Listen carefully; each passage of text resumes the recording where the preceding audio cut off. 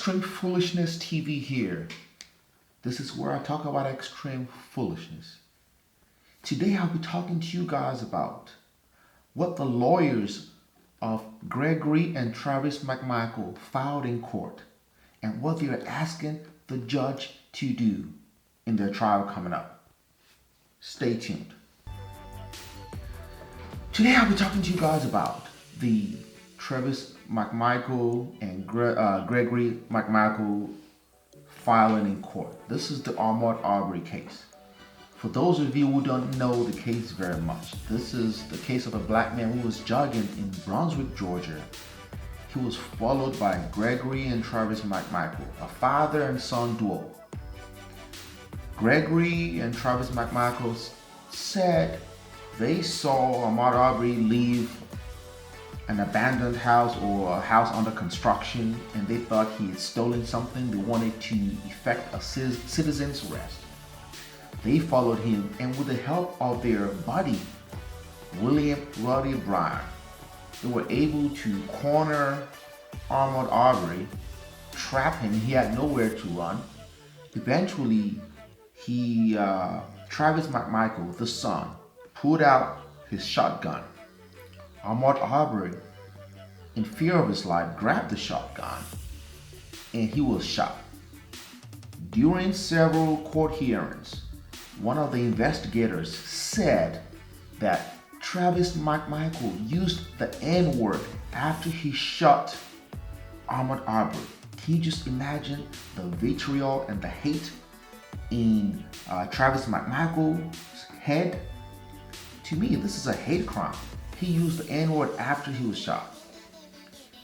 There was video that also came out later on that showed William Roddy Bryan. He had previously denied not knowing anything, that he was just a passerby. The video showed William Roddy Bryan admit to officer, it was a body cam video, that he had been following Ahmaud Arbery, and when Ahmaud Arbery tried to get away, he blocked him with his car. So we know that he's an accomplice.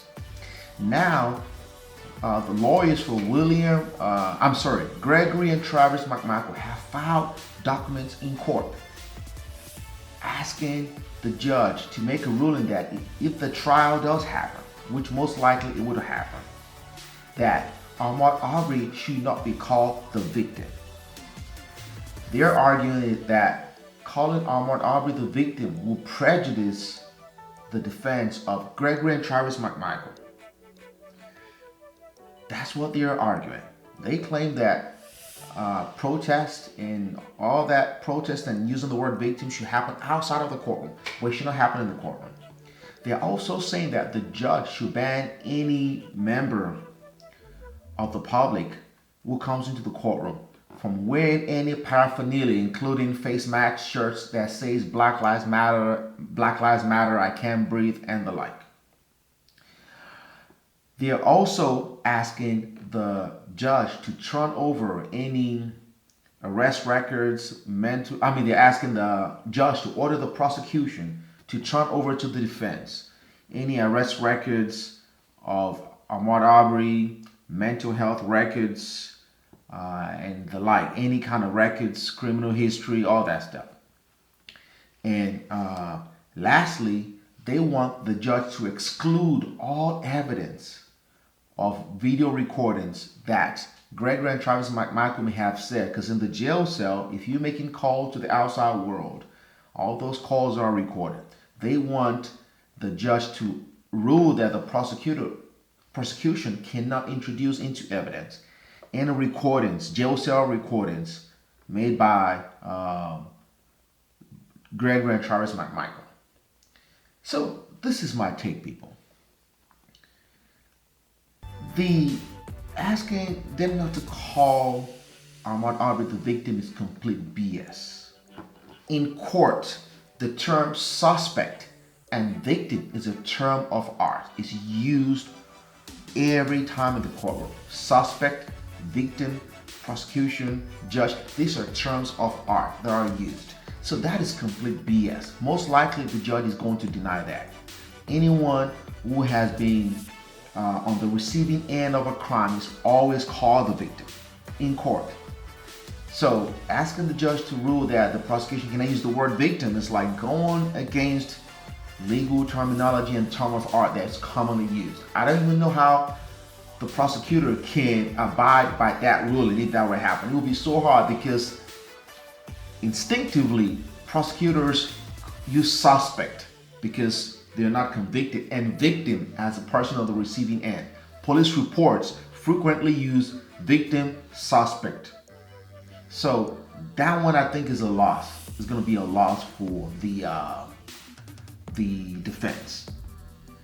The defense of the defense lawyers for Gregory and Travis McMichael.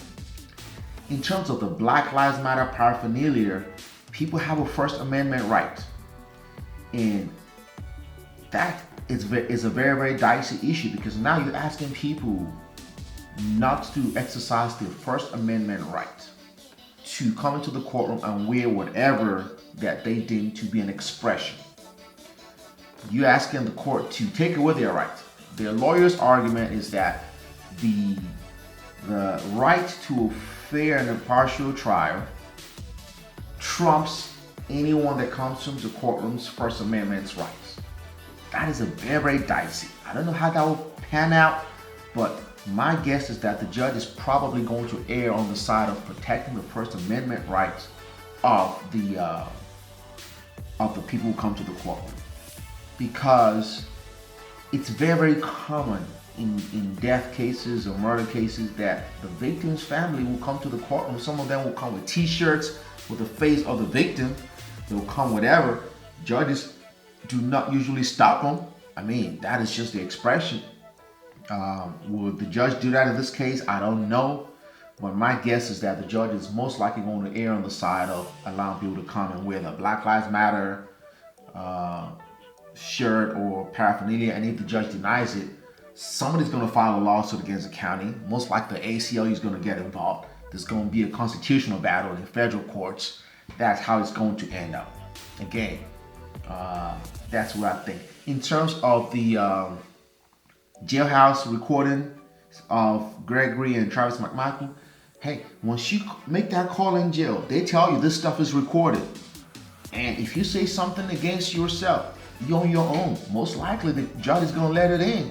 You're not supposed to say whatever you're not supposed to say on that call. Make it whatever you're going to say, let it be non-prejudicial information. So, you should know how you're going to say your stuff. So that's where I look at that one. With respect to the mental records and the arrest records of the victim, I don't think that's going to come in. That's just pretty much blaming the victim here. There has to be some kind of relevance. You can't just bring anything, the kitchen sink method, and throw it in just because the person has a mental health history in the past or the person has an arrest records in the past if it had nothing to do with this stuff here. The dead cannot speak for themselves.